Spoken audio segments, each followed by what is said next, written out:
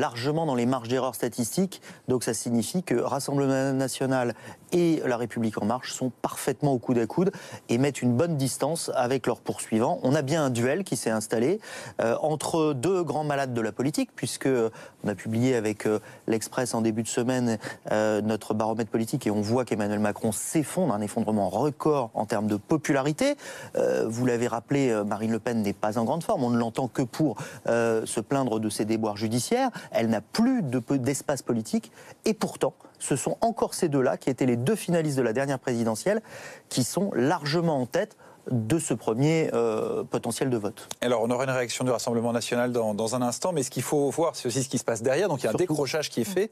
Républicains, PS, Mélenchon, on pensait qu'ils avaient un boulevard. Ils ont un boulevard.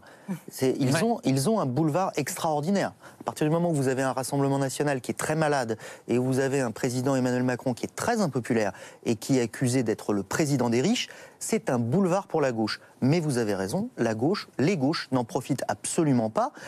Et ce serait normalement un boulevard aussi pour la droite et pour LR. Mais Laurent Wauquiez n'en profite pas non plus. 14% pour Laurent Wauquiez, pour situer les choses, c'est moitié moins que le score de l'UMP aux dernières européennes. C'est 6 points de moins que le score calamiteux de François Fillon à la dernière présidentielle. Donc c'est un désaveu cinglant pour Laurent Wauquiez.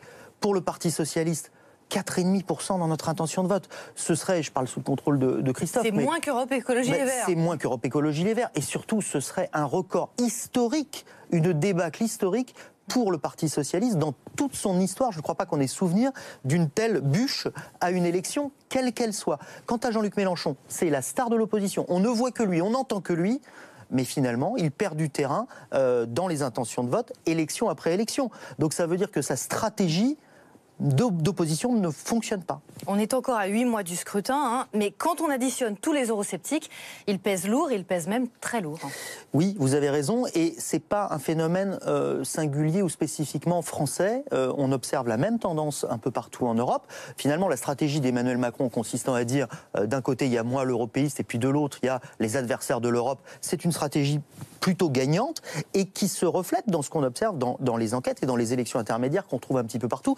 Dentsu Consulting, qui est notre partenaire sur le sondage, traque les réseaux sociaux et observe qu'il se dit beaucoup sur les réseaux sociaux. Paradoxalement, cette élection européenne, ça va être le triomphe des anti-européens.